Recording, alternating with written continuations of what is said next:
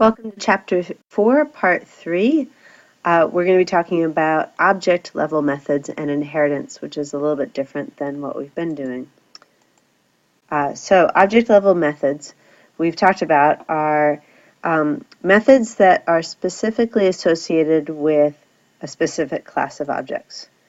So, for example, a person walking, a wheel rolling. So this is a method that goes along with the person. This is a method that goes along with the wheel. And great news, we can write our own methods so that you can associate a method with a certain class of objects. And we call that an object-level method, as opposed to a world-level method, which is what you've written so far.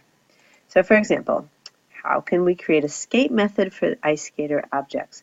And what's really cool is we could write our own and save them to the ice skater, and other people could use them. So that's what this one's about.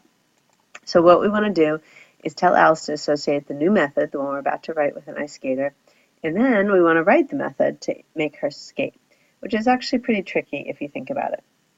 Well, the first thing we're going to do is select the ice skater and then create a new method once you've clicked ice skater. And so what that's going to do is associate a method with her. I'm assuming it's a female skater, by the way. Okay, so what does she do? Well, together you're going to move the skater forward and slide on the left leg and slide on the right leg. And the reason that these are purple is because slide actually requires a few different motions. So we're going to make this its own method as well. So we're getting into stepwise refinement. It's very exciting. Okay, so do together, move forward and slide left, then slide right. And you might want to pause this and just see what it would be like to skate. Like, how would your body move? What would your legs do? What would your upper body do? What would your arms do? And so amuse people in your life and go and practice skating and come back when you're done. Okay, so now that you're back, you can see that it's spelled out what we're going to do with the leg and the body. So here's the demo. I want to show you something. If I click on World, you don't see anything special in the method life. World, my first method, has ice skater skate. If I click on ice skater skate, suddenly there are 3 methods because those have been created. And let me show you how it looks. Okay, one more time. I think she's blinking too. It's a little bit creepy, but just pay attention to the legs. Okay, slide to the left, slide right. So this is the ice skater skate method. And if you look at this, it's calling slide right and slide left at the same time she's moving forward. And this is what slide right looks like. So it's actually fairly involved. You'll see the wait function. I've shown that to some of you. You just pull that up from here and you pop it in and you put in a certain amount of time. Okay. So one more time, just watch it as it goes. All right, very exciting, right? Okay, so the concepts that I showed is that you can make a method that is affiliated only with an object. It's called an object-level method, and obviously you've seen before, but here's another example that a method can call other methods. Okay, great, but what if you want to reuse it? So here you've spent all this time making your ice skater skate, and I think it's fabulous. So, boy, wouldn't I love to use your code. So, we would like to have the ice skater skate in other worlds without having to write the methods again and again. So perhaps you even don't want to share, but you really like your ice skater, and boy, you wish you could put her into every single piece of code that you write. So this idea of being able to use previously written code is known as reuse. Yes, I know, really original. Okay, so here's the important thing. We are going to save the object as, and we're going to rename it. So rename it first, rename it from ice skater to clever skater, and then you're going to save it out as cleverskater.a2c. The A stands for Alice, 2 is we're using version 2, and C stands for class. So under that, you'll see that save object is where you want to do it, and you want to save it somewhere that you'll have access to it, so whether it's your student class folder or whatever. Okay, here's kind of an interesting idea. It has to do with inheritance.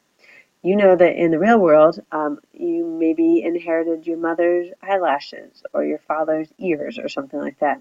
Well, in this case, the clever skater, every object in that class inherits all the properties and methods from the original ice skater class, and it has that set of newly defined methods, skate, slide right, and slide left. So that's what makes her clever. Okay, so creating a new class, remember that's a new set of objects based on a previously defined class is called inheritance, and hopefully that makes sense. Some guidelines, just to make sure you don't get into trouble. If you are writing an object level method, make sure that everything in that method is only related to that one object. Don't be referring to other objects. You'll just have a huge mess. Also, avoid calls to world level methods. And, play a sound only if the new sound has been imported. Okay, that's not all that exciting and new. The other two are really the ones to focus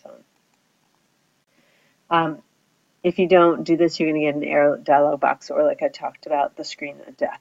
So we went ahead and created a clever skater class and then imported it into a new world using file import. I'm sure you all can figure that out, not that hard. Okay, but what if you really, really, really want to write an object level method where another object is involved? For example, what if you really want to make the skater skate around the penguin? Because everybody loves a penguin. So a really bad example would be, okay, so you can see right here, see how it says clever skater dot skate around? This means it is a object level method and the object is clever skater. But oh no, the clever skater skating around the penguin. That's terrible news. Because what if there's no penguin in the new world and you've exported clever skater to this world? Can you imagine what's going to happen? So what you could do is use a parameter. So you'd write an object level method with an object parameter that allows you to pass in a specific object, for example, the penguin. So this is the storyboard that goes along with it. Take a look. You can see that the parameter is which object. And now we're going to translate it into code. So pretty straightforward. The parameter thought actually requires some thinking. When clever skater moves to whatever this object is that you're going to send in penguin or maybe like the snowman to show up again because you kind of miss them, whatever, what distance do you want that person to move? That's kind of an interesting problem. Well, what if you did this, right? You used our distance thing and then the parameter shows up here in this case. But if you did that, then of course the distance is that center to center thing, so you'd have a collision, which we've talked about. So, right, that would be problematic. Again, you're going to do maybe like -1 or minus the width. You know, we've talked a lot about this. You know how to adapt this accordingly. So let's take a look at one more example. Okay, so this is the Alice program, and you can see that which object was called. Let's just take a look at that code. So if I click on clever skater, skate around which object, here's the parameter right here. And so when you call it, that's when you're going to send in your object. And it doesn't have to be a penguin. It could be, I don't know, something else. Let's add another object. How about a bunny? Who doesn't love a bunny? Okay. So now if I look at the clever skater and I look at our code and I say which object, oh yeah, sorry, I want to hit done.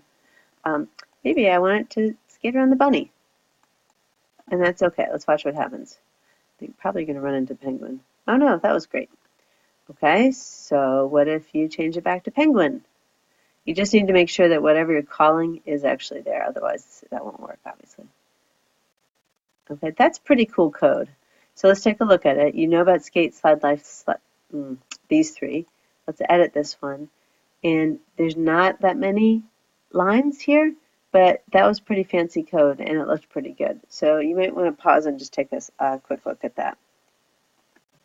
Okay, so here's some concepts. A parameter acts as a placeholder. It was which object, and I showed you how we could use a penguin or a bunny, whatever is useful there. And you saw the distance to function being used. We've talked about that a bit, so that's not really all that new. And same with a math expression, that's not that new. So a little bit of new, a little bit of old, and that finishes chapter 4.